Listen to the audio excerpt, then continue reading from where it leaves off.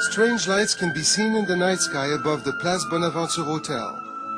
On November 7, 1990, a tourist floating in the hotel's 17-story rooftop pool saw something which set off a chain reaction. It was 7:20 p.m.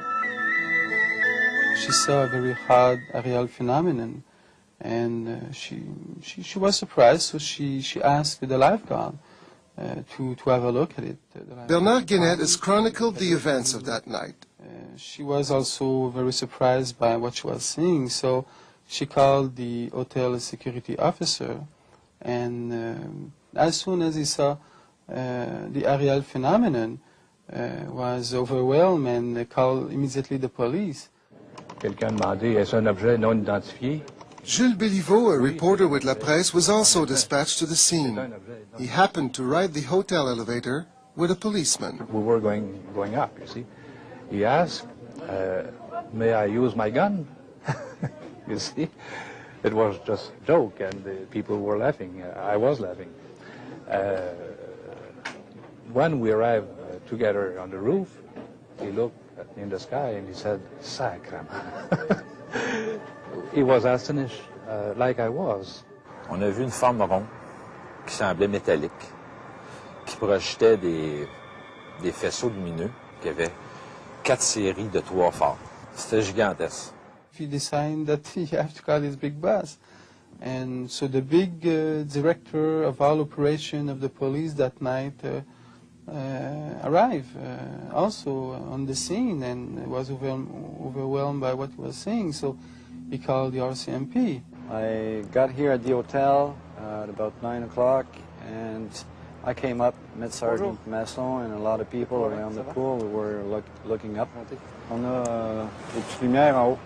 I contacted the airport, the military.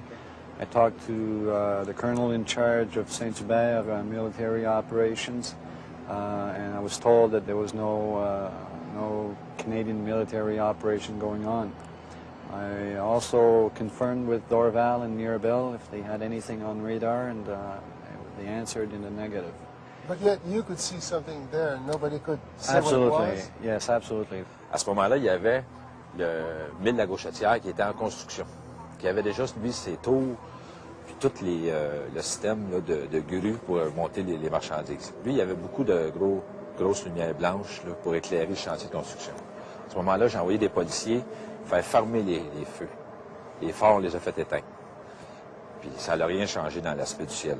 On voyait encore la forme ronde, on voyait encore les lumières tout le tour. Then we had no answer. Some people were saying, yes, it is something from the space. At 9 o'clock that night, Béliveau's colleague, Marcel Laroche, took this photograph of the apparition. So it was a build-up, more and more witnesses, more and more action, and always the same. The phenomenon doesn't change. The sighting had lasted almost 3 hours, from 7:20 to 10:10. The next morning, the La Presse story caused a sensation. The morning after, I was working, and we had a lot of phone calls from media and also from various people out of the public. And we had nothing to answer, really, so I had to make a little investigation. Marc Gélina is a meteorologist with Environment Canada and an amateur astronomer. He believes the lights which caused the commotion were nothing more than northern lights, technically an aurora borealis. More than one people, at least 3 witness reports an aurora because they know aurora. And their description of the phenomena is the same as the other description from general witness. But somebody that don't know the sky well, which is not very skilled in reporting something in the sky, could be fooled by light in the sky. Bernard Guénette wasn't so sure. He'd seen the lights himself that night while leaving his office in Old Montreal. I saw that very hot light that was straight between these 2 buildings. It was a greenish light, which looked like borealis aurora, but doesn't move like these northern lights usually moves. Guénette owns a computer company but devotes much of his spare time to the study of UFOs.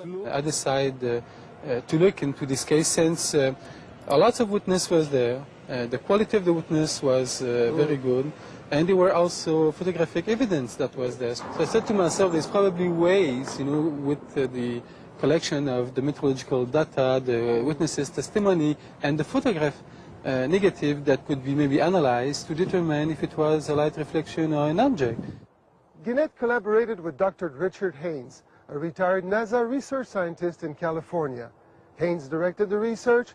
Guénette collected the data and interviewed key witnesses who had been present on the roof of the hotel. But they were not the only people who saw something unusual that night.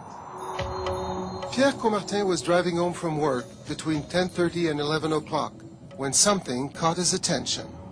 I could see something, some kind of a flying object on top of the Olympic Tower right there, which is very well lit. At first, he thought it was a promotional blimp surrounded by very bright lights. And that thing was basically going east as I was. From here on, I figured out that this thing must have been pretty big, pretty darn big, because it was no blimp.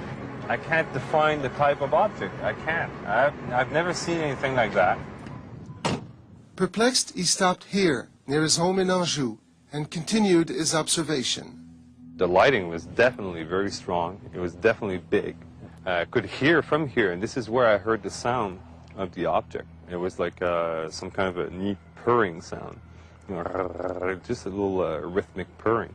And the way this thing was moving was very strange because it was very static. It could be very static, wouldn't budge, and then it would like glide and go down very fast. Comartin watched it hover in the vicinity of a neighborhood power station. And basically the Hydro-Quebec station should be just about around there. And I found out later on that during the time of his observation of that phenomenon above that station, a power failure occurred. And oddly enough, it is a route which goes to the, which feed the Long Point military base. Guénette and Haines published their report in 1992. Guénette had collected an exhaustive amount of data, much of it meteorological. Haines had done the analysis. His conclusion?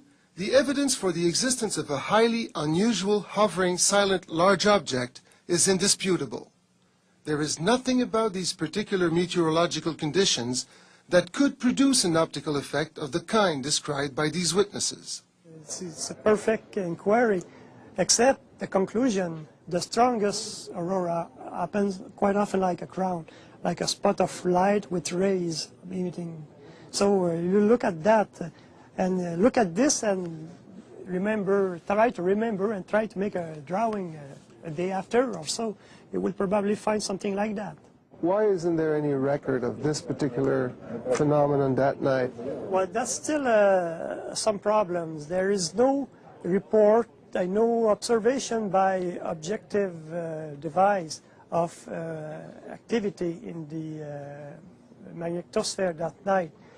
But according to some authorities in Aurora, it could be a localized phenomena. The photographs were also analyzed, and special tools at NASA were used to look at that. Okay, this is a 3D rendering of the negative, and this is what we are seeing here.